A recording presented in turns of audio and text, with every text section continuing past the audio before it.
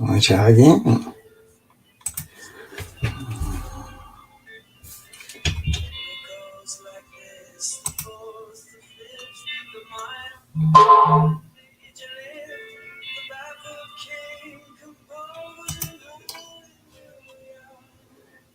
Hi. Hold on just 1 second for me, cause I always got some kind of something going on with the Facebook stuff. Just give me 1 second. Okay.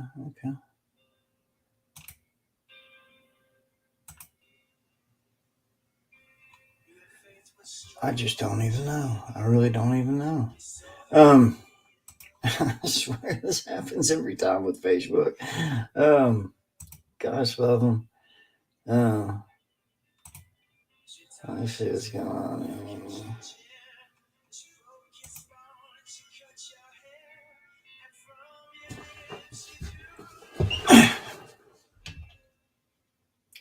Okay.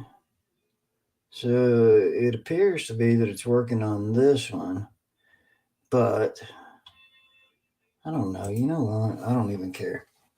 We'll switch it up from there. All right. What I was wanting to get into tonight is I've been doing a lot, and I mean a lot of research on excuse me, secular, because it just bothers me. It's used so much around where I am, and it's almost an insult. So I mean, it's like if you're not doing what let's say if you're not belonging to a certain group or anything you do outside of that group is secular. By definition, and most people don't understand this, is they're preaching about secularism, and I'm dead serious that they really have no clue what they're talking about. Um, because I can't think of a person, not one person I know that's not secular. I mean, you can go back through this word is so convoluted through history. It's ever changing, and it's kind of like those people who literally read the Bible and then they go, well, um, this is what this verse means to me. So I mean that's kind of where we're at with it, and that's just telling it as the truth for what it is. I mean, you just can't switch it around, and I know it's confusing, and I know it's supposed to be, but I'm still trying to fix this Facebook feed right now. So just give me a second. I'm trying to do it as quick as I can. Good Lord, it's almost your birthday. Well, happy birthday to me, right? Let me get over to. I'll tell you what. While I'm doing this real quick, I most certainly can run a commercial for my friend and great guy. I had a copy of it with me earlier, and I've done put it down somewhere else. I read it all the time, but this is for Minister Corey Thomas's book. It's called Sound Advice, and it's something that to me is really it's just amazing. I can't say much without adding spoilers to it. But let's just say it's a fresh take and might change the way some of you look at music for, being what we're getting into tonight is being what most people call secular and I'll get back to it after this commercial. Author Evangelist Corey Thomas, a dedicated servant leader whose weapons are spiritual in nature and volatile in impact. Hot off the press, author Evangelist Corey Thomas's new book, Sound Advice, Music and the Battle for Your Mind, Body, and Soul. Matthew 5:13, ye are the salt of the earth, but if the salt has lost his flavor, wherewith shall it be salted? It's author evangelist Corey Thomas's new book, Sound Advice, Music in the Battle for Your Mind, Body, and Soul. Purchase your copy to help maintain that flavor in your spiritual walk. This book is epic. It's sold on every major online bookstore, or go to CoreyThomasMinistries.com. I got my copy. Be sure to get yours. It's author evangelist Corey Thomas's new book, Sound Advice, Music and the Battle for Your Mind, Body, and Soul. Get your copy today.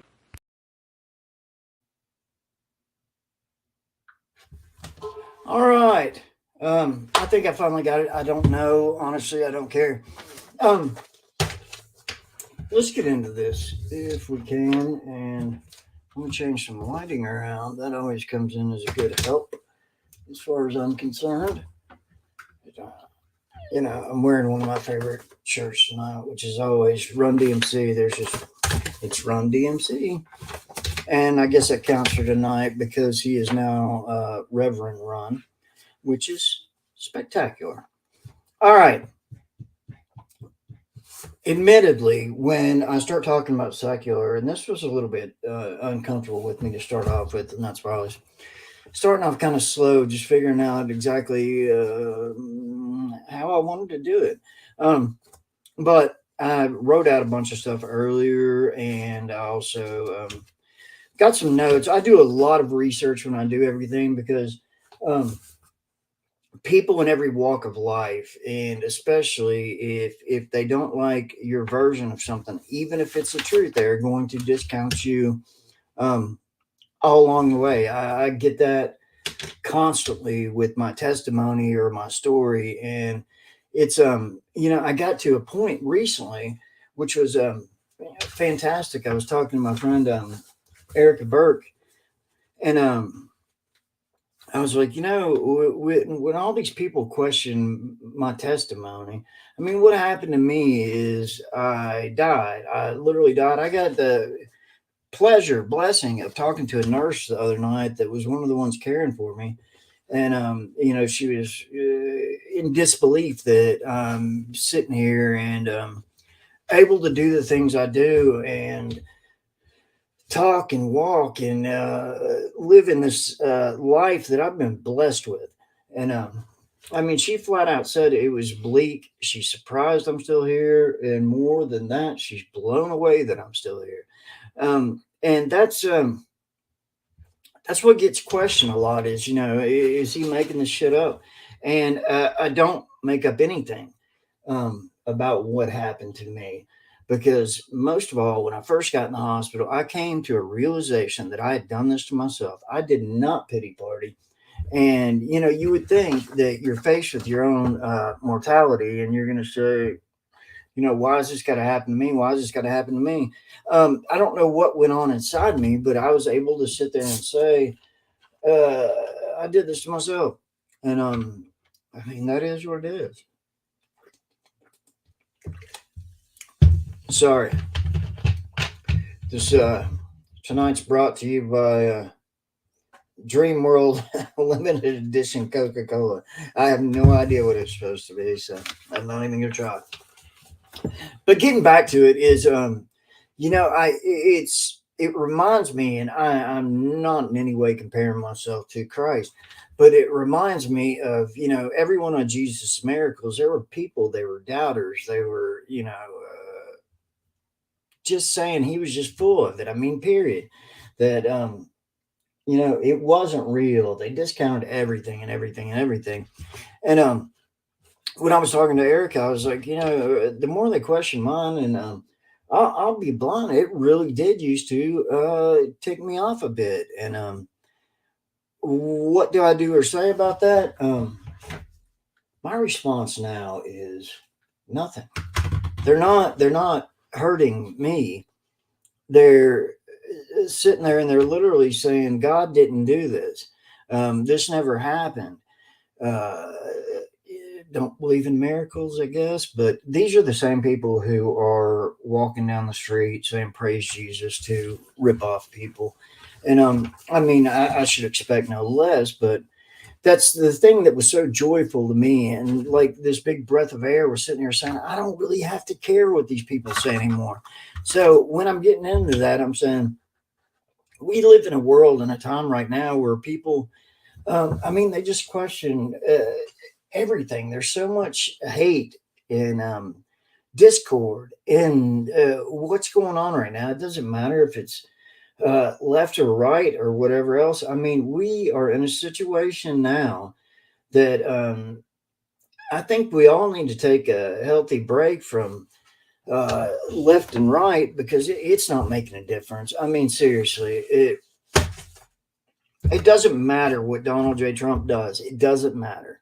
He can sit there and he can, as he said even before he got into office, that he could sit down in Manhattan somewhere and shoot somebody and still be cheered for it. That's life, and that's unfortunately it's true. But so what I'd said here originally was, admittedly, definitions suck. They never satisfy everyone, and worse than that, they often bore. But the hard part is they're unavoidable, and they're going to be unavoidable. So here we go. What does secular even mean? The short answer is secular means non-religious. And just start thinking from there real quick. It means non-religious. Yeah. Okay. So what then does religious mean? Well, religion, as all scholars of religion know all too well, is notoriously difficult to define. I know in my own situation is I used to say, and this is back when I was still I was still drunk, and I'm religious. I believe in God, but again, I didn't practice religion, and I most certainly didn't even know how to pray. So you add that together, and that's what is religious to anybody? Who's to say who's religious? I mean, I was reading today about prosperity theology, for example.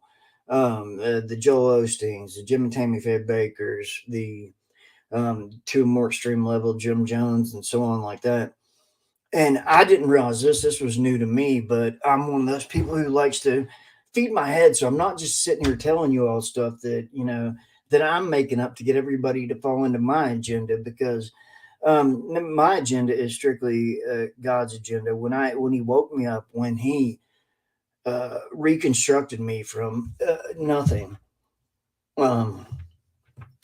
I mean, I'm just telling you, I was not supposed to be here right now. I'm not supposed to be here. And that's the absolute truth. My word to God, it's the truth. Now, when he brought me back at first, I was like, oh, I got to love everybody. I've got to do, what this pastor's saying, what this pastor's saying, what they're saying on TV and everything else. And also to get my heart broken a bunch of times, because it amazes me how many people are out there taking the Lord's name in vain to fit their own agenda, for their own selfish needs, wants. It's wrong, but it's not gonna change. So long as what they count on is ignorance being bliss, if you will. Ignorance is bliss. What they say and what they do is the word of God. So they're constantly, when you go through prosperity theology or even stuff like these faith-based anything, faith-based this, it's a faith-based diner, it's a faith-based rehab, it's a faith-based playground, for goodness sakes. Good family entertainment. We've seen throughout history what good family entertainment is. I mean, it blows me away now seeing some of the stuff that was going on behind the scenes at Nickelodeon, for goodness sakes.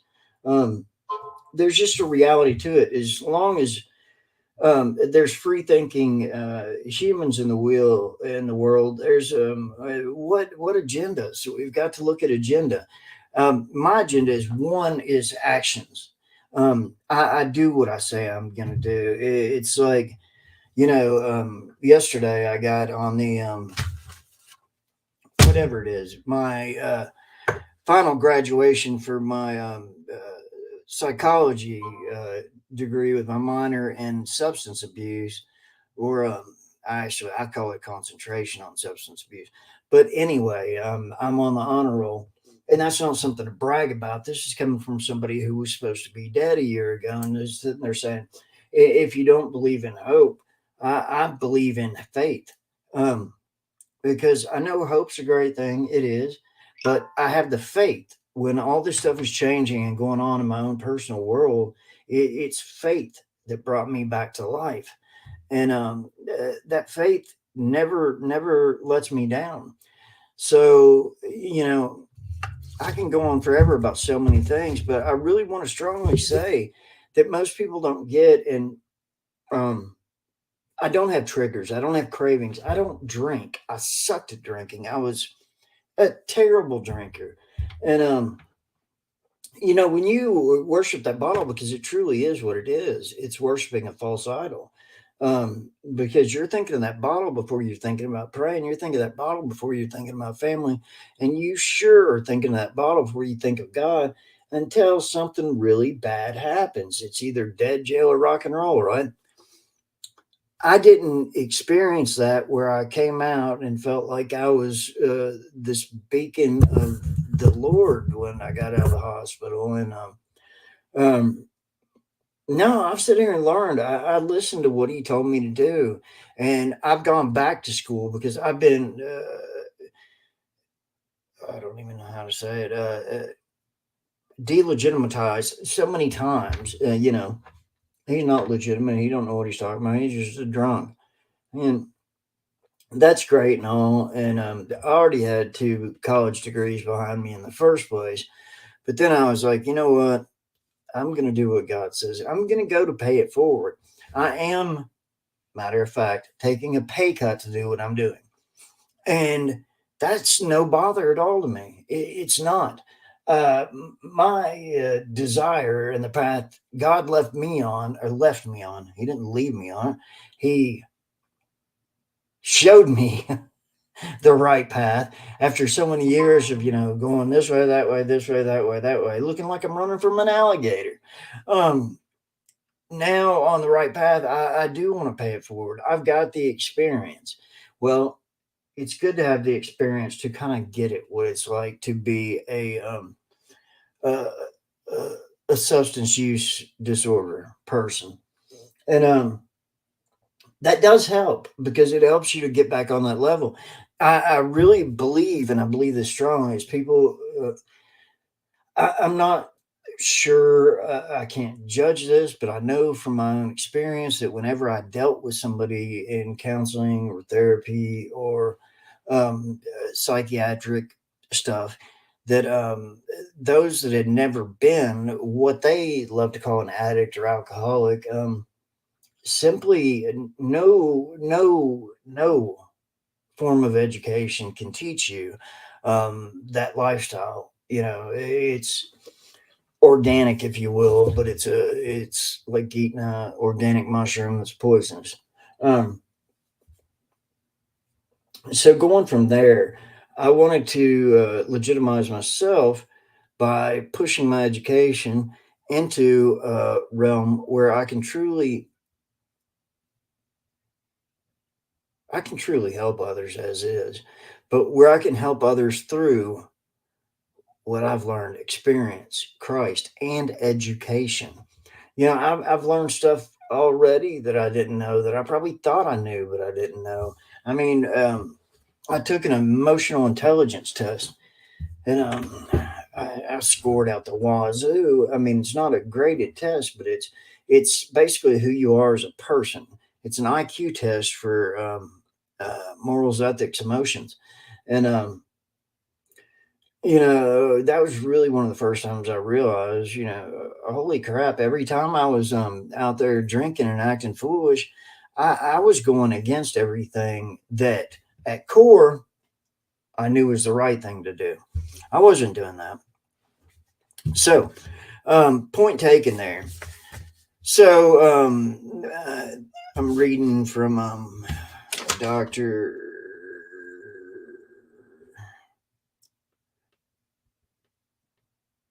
I don't know how to pronounce his name, so I'm not going to slaughter him. I'm reading from a doctor.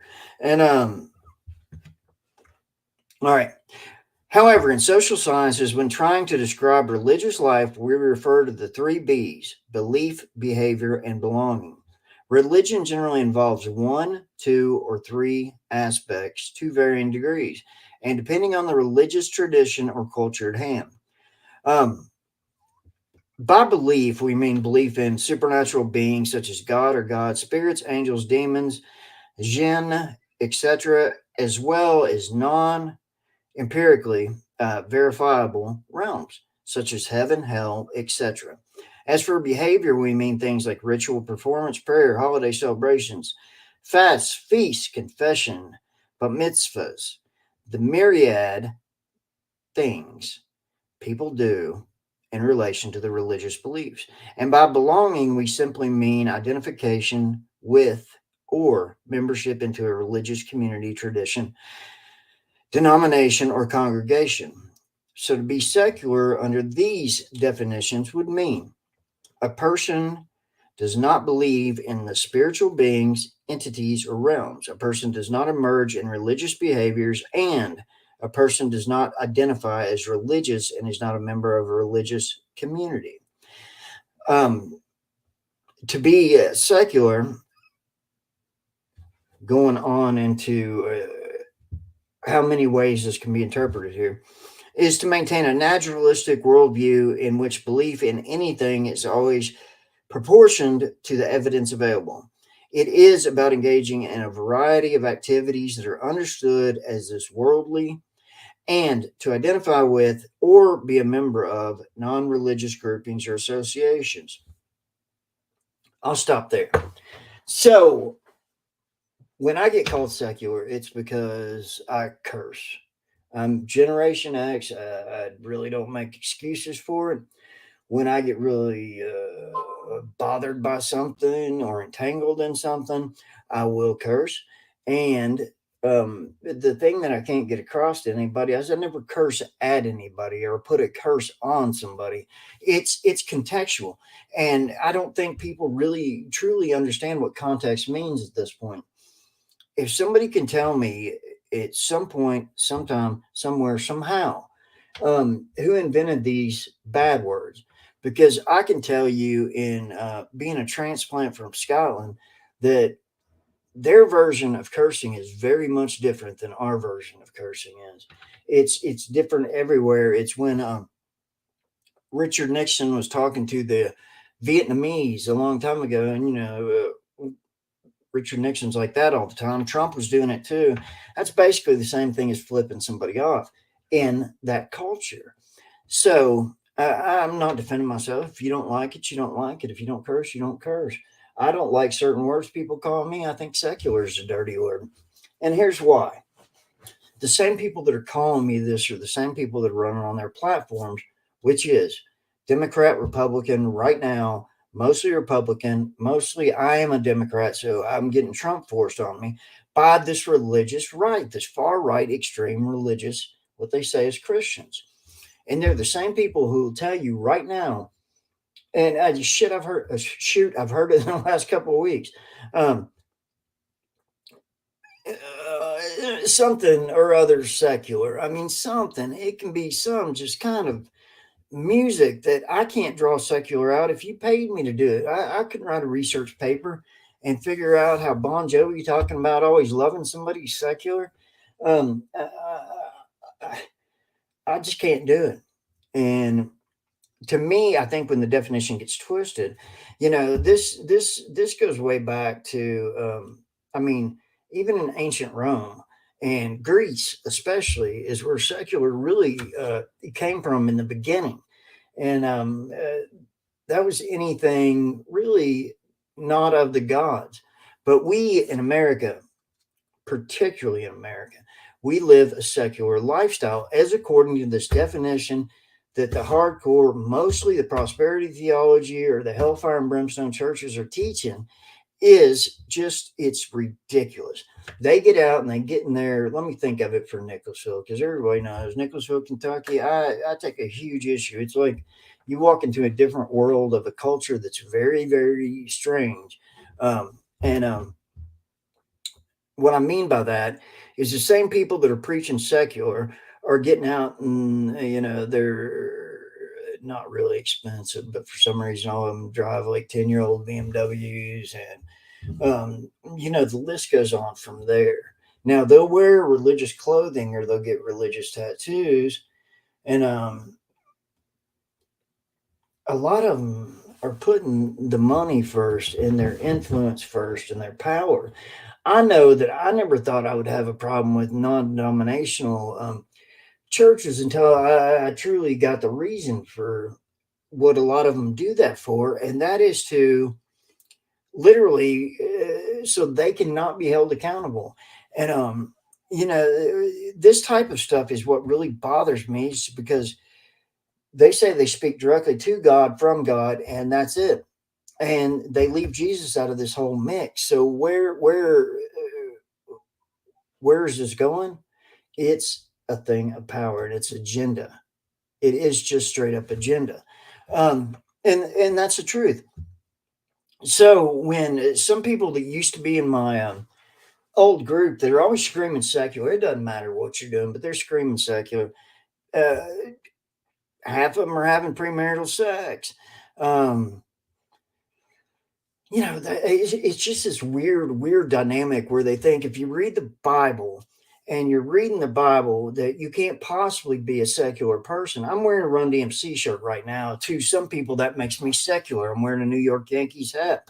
That makes me secular. If I turn this TV on and I'm not putting it on HLN, no, that's headline news, whatever it is, one of the religious channels that makes me against secular. If I put on my shoes, if they say Adidas, if they say Kohan, I'm being secular. If I wear my prescription sunglasses, I'm secular. I'm drinking a Coca-Cola, that's secular. And this is what it's getting thrown around. So it's a bad word, and everybody's got to be secular so that you're held accountable to people who like to use the word secular. And guess what they're using it for? They're using it, it becomes a control mechanism at that point. And I'll tell you what, your actions mean a whole lot more than what you're wearing as a shirt. I mean, if there's a guy on the street who uh, can't afford to buy a shirt and somebody gives him a shirt and it happens to say Budweiser on it, does that make him a secular or drunk? No. It's just so easy and it's so abused is the biggest part to it. It's abused. Secular would have to be, when I get through all these definitions, it would have to be done by actions and not by what somebody else doesn't like. I'm telling you, it's agenda building thing. So you get stuck into that one church that wants you to believe what they believe and whatever is going to benefit them the most, profit them the most, and it goes from there. All right.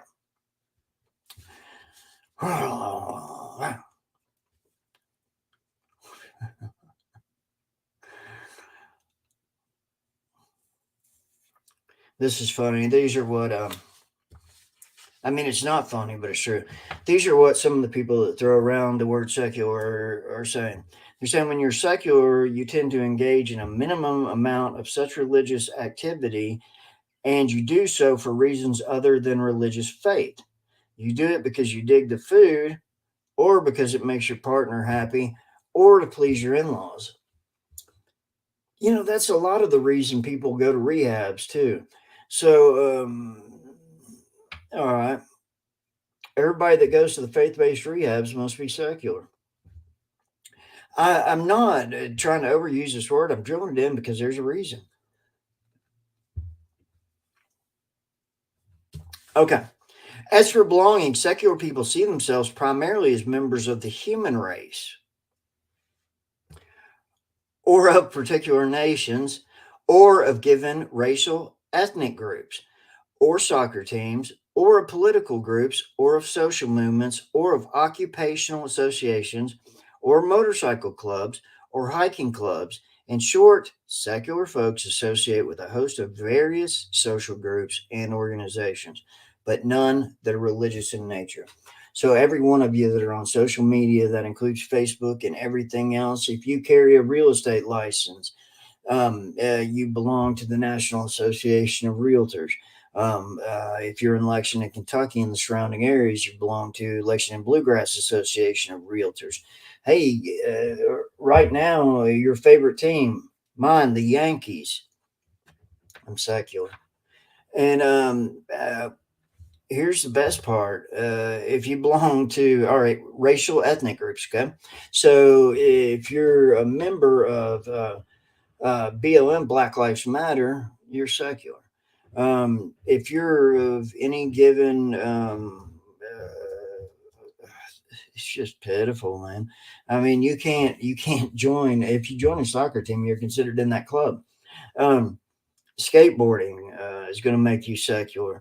I mean, by the definition that a lot of people are using today, and this is why it's so important, by the definition they're using today, you can't do anything outside of that rinky dinky little building where it's a con job going in the name of God, and that is truly using the Lord's name in vain. I've been telling somebody about using the Lord's name in vain recently, going over and over it again, and this blows people's minds because nobody wants to get it. I guess everybody's stuck in this principle that if you say GD, that you're taking the Lord's name in vain. Anything not of God, using God's name for self benefit, for self agenda, for selfishness, or just to get your way, is using the Lord's name in vain. When somebody's saying praise Jesus while they're taking advantage of you at the same time, that's taking the Lord's name in vain. So I make mistakes. I'm human. I make mistakes. Most of us do. And that's not the point.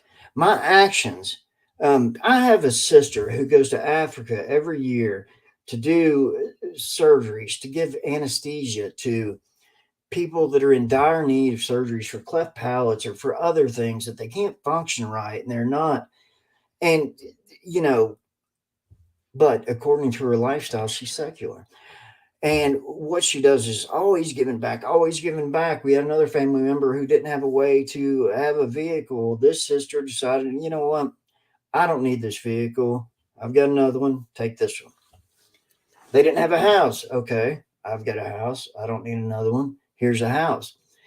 These are actions that this person in particular wants nothing back in return for. I'm the same way. I don't do things wanting something back in return. I don't. I've helped out plenty of people in the last year, and I'm not upset about it. And really, if they don't appreciate it, they don't appreciate it. You can't force somebody to appreciate anything. But I'll tell you who does appreciate it and who does judge, and who can absolutely tell you if you're secular or not. That would be Jesus. And but the farther we've gone in the last several years now, the further away we pushed Christ out of the picture. I'm not the beacon of Christianity. Quite frankly, right now, I don't want to be.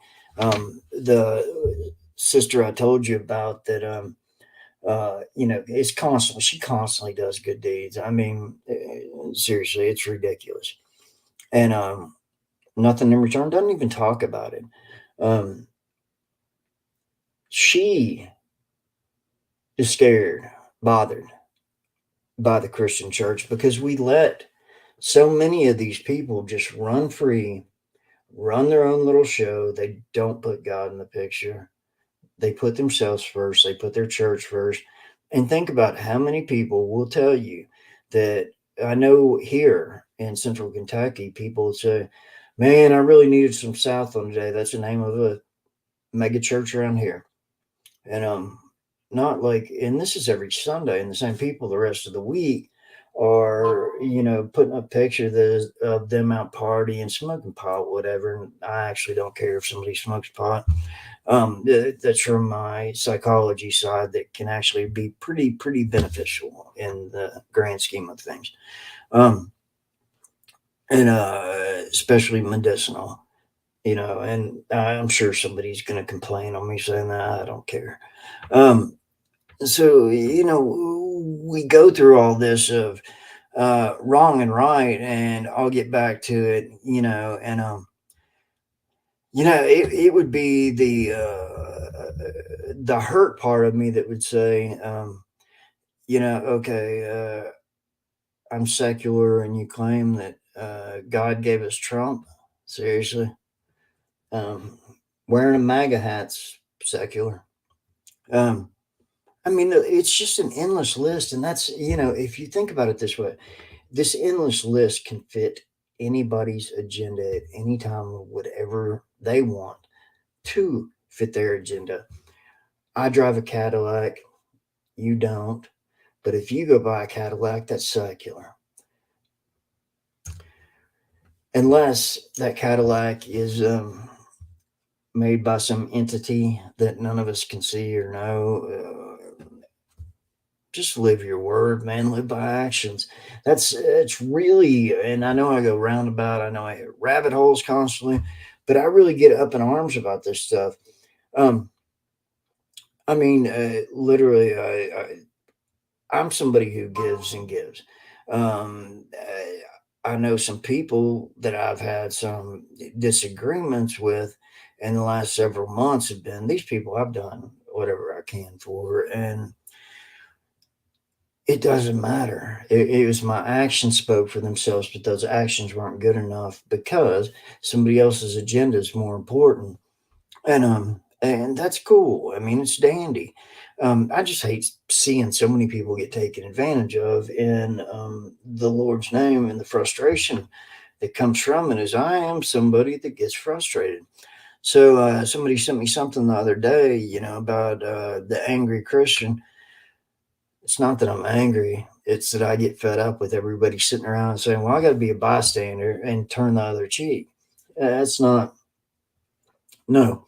God doesn't call everybody to turn the other cheek. When you literally sit there and know a crime is happening, if you know somebody's being abused, or you know somebody's being hurt, or this person walking down the street, one of my friends that's a girl, let's say, and she tells me that, oh, I met this new guy, and I know this guy's got convictions for everything. I mean, I'm talking 10, 20 felonies, and a lot of violence towards women.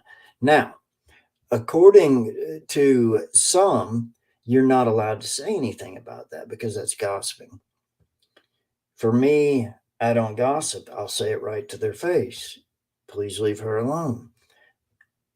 They don't. They don't. It usually turns both sides against me, but I do not see it. If I'm wrong, I welcome anybody to correct me that actually has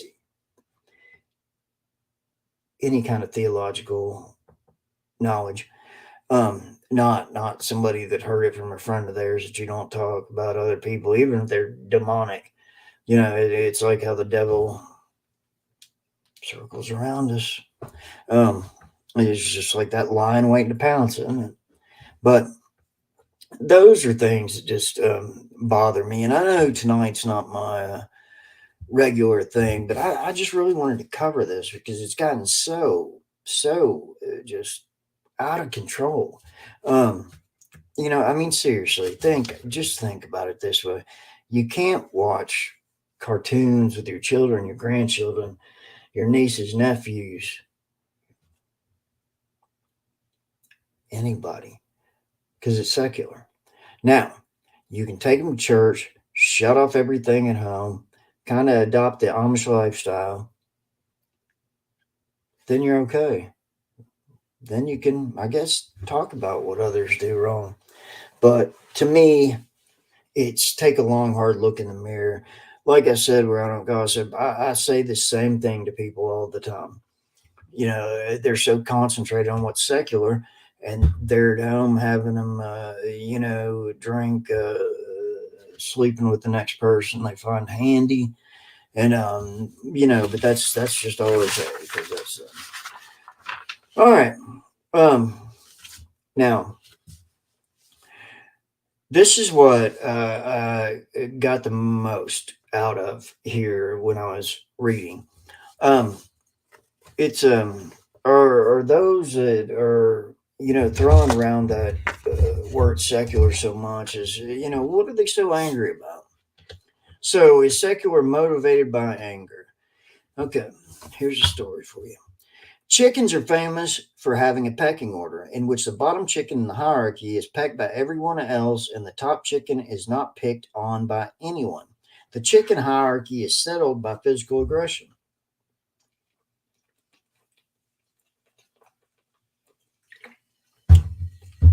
Talking too much. Makes your throat dry. All right, now we're in a verbal society, which is such, it's a human society. So physical aggression is left often used to settle the issues of status. That's just the truth. Um, okay, and these are mostly deferred to verbal interactions. An insult can thus be interpreted as an attempt to reduce the social status of the recipient and raise the relative status of the insulter. That's what I'm getting at. And that's what I keep saying. I know when I deal with it, the person that's sitting there saying, well, you're secular. I'm not. Giving themselves a little pat on the back. I mean, per se, and I don't know how else you can look at that, but it's what it is. Okay, you're secular. My bad. I just, it doesn't matter what I do. Do as I say, not as I do. It rolls around to that. So, if this logic is correct, we can assume that insults are motivated by anger surrounding issues of status and security. Many insults are reactive. They're responsive to real or imagined slights from others, such as a person accidentally cutting in front of someone else in a line. We live in a period of extreme concern about how we are perceived by others. Social psychologists are charting a steady increase in narcissism among college students. There is little consensus about to why this is happening, but some scholars believe that the more children are measured on evaluative scales, aptitude test, IQ scores, GPA, the more sensitive they are to threats in their social rank. I agree and don't agree. I think narcissism is so often misused that it gets so convoluted. And think about this for me, and I'll cover it next week. But it gives everybody something to think about in the meantime. Google, I say this on almost all my other show thingies, but Google using empathy as a weapon. Just Google using empathy as a weapon and think about people you've called narcissistic in your own life. And then see what you gather from using empathy as a weapon. See if any of that is relative to situations you've been through. It's a very interesting thing to do. I believe in it 100%. And and the truth is, very, very few people can truly be diagnosed as narcissist. Um, and it's the way it goes. It's like you always hear another one I hear all the time is, I'm an empath. I was just born an empath. People tell me I'm a natural empath. That's 1 to 2, more on the one side, percent of the entire world's population that can be identified as an empath. So when somebody's saying that to you, here's what I gain from it. When somebody's sitting there telling me repeatedly that they're an empath, I'm like, God help me. Um, I find it disingenuous when somebody needs to tell you that. A real empath would, a big telltale sign is an empath is shown by actions. And again, more than likely, um, more than likely, most of us or none of us have ever met a empath in our entire lives. So, of course, I'm just going to read through this for what it's written without my interjection. Of course, this narcissism trend is accentuated by social media, where participants are subject to unrelenting evaluation by other network members who encourage participants to inflate their egos, often at the expense of others. Sorry. Concern with how one is perceived creates social insecurity that may be relieved by lashing out at other chickens or people in the area. Social networks are replete with individuals who deliver stinging rebukes because they enjoy doing so and because they are mostly exempt from the reprisals that one might expect for real world put down. That's the truth. I have a strong background in political science, and some other people do, and stuff that is said. And I hate to say it, but we really can't take political discussions more than skin deep. I mean, my really favorite example I used recently is all the hit outs on Brandon did this or the stickers on the pump at a gas station. You go from there, and they say Biden's responsible for the gas prices when they rose, and he's not getting much credit now that they're. I don't know. They were 330 today where I'm at in Kentucky, but that's beyond the issue here. As it was quick and easy, and also delusional to blame Biden for the gas pricing issue. Now, if you want to tell it for what it is, it's factual. The gas prices rose 30% during Trump's last year, another 16% when Biden took over. But here's the kicker, even to the Democrats. If you wanted to use that, you can, but you're not telling the whole story. Because the true story is that's global market pricing. I try, and I try to get people to understand this. That price is not set by the presidents. They're not the presidents overseas. They're not the presidents in Japan, Ireland, Scotland, England. This is set by global market pricing. It's the same thing that when your house goes on sale in your neighborhood, they do a competitive market analysis. I'm sure you've heard it as a CMA or something like that. So that's going to be your market pricing for a similar house in a similar neighborhood, similar amenities, and so on. Unless you got a pool, which, by the way, that'll lower your home's price.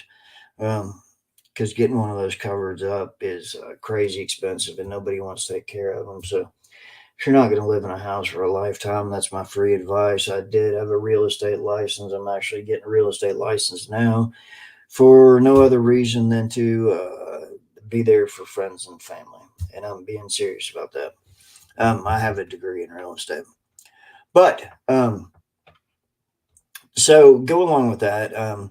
In terms of the automobile business, cars, if I took in a car on trade, so I'm going to look at the auction values, about a 200-mile radius, and and just see, okay, what can I give the customer? What can I get out of an auction if I can't sell it on the lot? So then from there, I'm going to go, okay, well, what's the average price in a 250-mile radius for the same car, same amenities? Let's say a Camry XLE. What's it going for in Louisville, Kentucky? What's it going in for in Cincinnati, Ohio, and go probably all the way up to Nashville, or all the way down to Nashville, and so on and so on. That's market pricing, and that's just the way it goes. It's like you can't expect a house in LA, or let's say San Francisco. That's about it's crazy prices out there.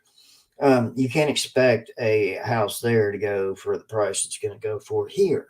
It just doesn't happen that way. So, I guess that's my economics lesson. Um, all right. So,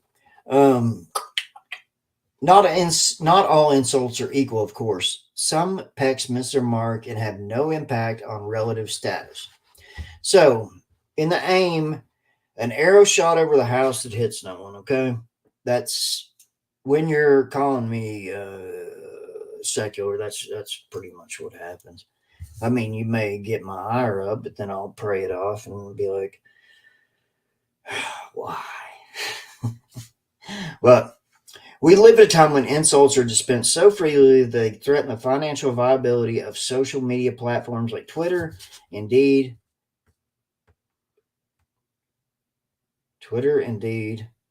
and Twitter recently issued a code of conduct for users designed to exclude the worst offenders.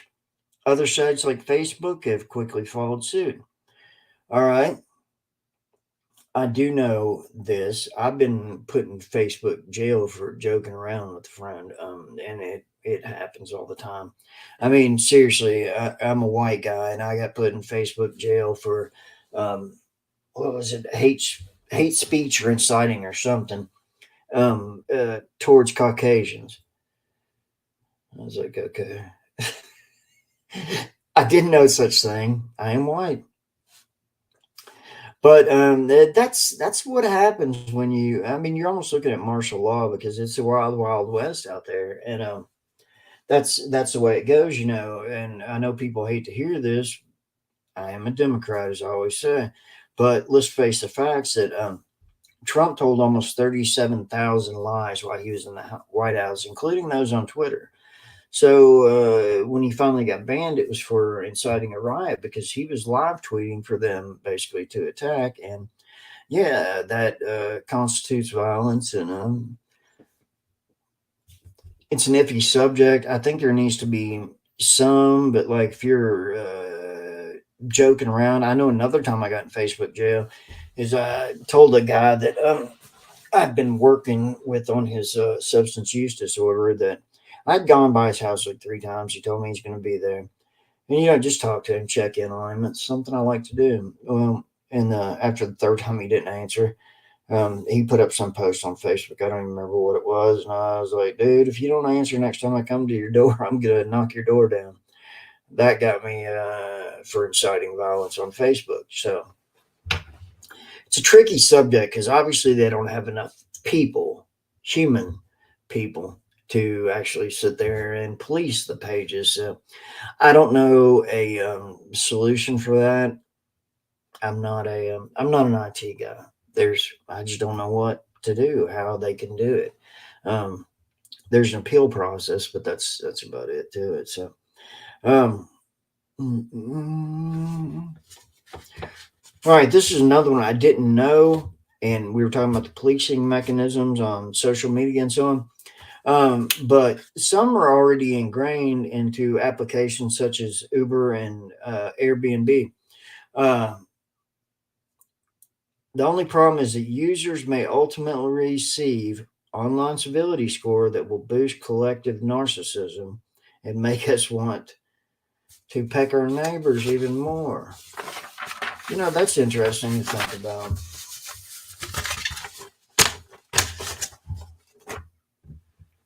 That's just interesting to think about. I've really got nowhere to go with it. I'm just sitting there thinking if you're getting better scores than your neighbor on your Airbnb, or if you're an Uber driver and you're getting better scores than Larry down the who happens to be a neighbor 2 doors down from you, then the envy's going to kick up and the pressure. I know that in my testimony I mentioned this before, but I deal with a lot of envy for what I don't know. I mean, it cannot have been a worse experience to know you're going to die, to constantly be suffering in pain, to not be able to walk, to be counting minutes looking at a clock, you know, wondering when you're going to expire. But I also say that it's the greatest thing that ever happened to me, and I wouldn't change it in a heartbeat because that's what got me in my relationship with God. That's the reason I'm alive. That's the reason I'm in school. That's the reason I'm going to be able to excel. That's the reason I'm going to be able to help others in a legitimate license, credentials type of way. So I'll go from there and look what I like to do every week. If you've not been here before, is I take the Celebrate Recovery book, which this is kind of like the Christian version of AA, but it's the Christian version. So it's Celebrate Recovery. This is a daily devotional, 365 days, and this is the 30th anniversary. So what I'll do is I'll take this and I'll just open it, like literally just open it. I don't have anything marked. So, and then I just go to read what it is. Today is 2/11, and the title of it is Weird Head Day. So this is from Romans 8:26. Romans 8:26. Romans 8:26 and 27. In the same way, the Spirit helps us in our weaknesses. We do not know what we ought to pray for, but the Spirit Himself intercedes for us through wordless groans. And He who searches our hearts knows the mind of the Spirit, because the Spirit intercedes for God's people in accordance with the will of God. All right. Here's a devotion. These are just written by individual people. If they take credit, they do. This one's anonymous. I woke up in a funk. Around our house, this is called a weird head day. There was no real reason for this, except I just didn't want to feel. I just didn't want to feel better. My mood was telling me that I wanted to be miserable and make everyone around me miserable as well. My wife saw what was happening and asked me what I could do to feel better. She was trying to get me to pick up some of my recovery tools. Um, I take it by that recovery tools, they mean coping skills. But I quickly answered, "There's nothing to do. I don't even think God wants to hear from me today." She responded by saying, "Really? God doesn't want to hear from you? Is that how you would treat your children when they're having a bad day?" Her words woke me up. I realized it was time to stop feeling sorry for myself. We prayed together, and before long, the black cloud hanging over my head lifted. We are all in a spiritual battle, but God has given us the spiritual armor to wear and recovery tools to help us. Prayer is the number one tool to use on some of those weird head days. The prayer for this is: Father, thank you for giving me everything I need to live joyously every day. Forgive me for when I choose to forget and give away to moodiness. In Jesus' name I pray. Amen. So, I mean, literally, that to me is pretty magical how I always turn to it. And today I was having kind of a weird head day. I'm human and I get fed up with some of the silliness and the nonsense because to me it's very high school like. And, again, part of my battle in being a soldier of Christ is, you know, there's stigmas for mental health. There's stigmas for substance abuse or substance use. Um, there's stigmas for Christianity. Now, one of those is easier to fix than the rest of them, and that would be the stigmas that surround Christianity. And what we need to do is really look at putting a focus on and fighting against the hypocrisy. So, in turn, where this whole thing went today is secular. Here's the absolute truth. Secular, if it is a separation of church and state, um, which is one of the main definitions for it right there, that would mean every preacher we've got out there who's pulling for a politician secular, and they're the same ones telling you about the secular world. This is a problem. This is why it's easy for people to say, "And I just don't trust your Christian ways. They're too hypocritical." The hypocrisy runs rampant, and I flat out tell people when they ask me why the church is so hypocritical, I say, "I don't know, but I don't blame you for saying that. Here's my story," which my story can plant a seed, because I can strongly tell you, faith absolutely picked me up off that floor, got me to walking again, healed my liver, which is unheard of. It doesn't happen. It really doesn't happen. I had end stage cirrhosis. I should be dead, and I'm not. And that is the grace of God. That is the truth of God. So when I march on this battle now, is I don't do it to be that do as I say, not as I do. I've done as much wrong as I can imagine, but um, now I live by actions and I live by the Lord. And I think it's pretty important, and it's pretty joyous life to have. Um, so with that said, I'm out of here for this week, and I'll look forward to seeing you all next week. And hopefully, I'll have a guest with me next week. So it's just not my opinion, but we'll get some more word of mouth in here. All right. So good night. Love you all.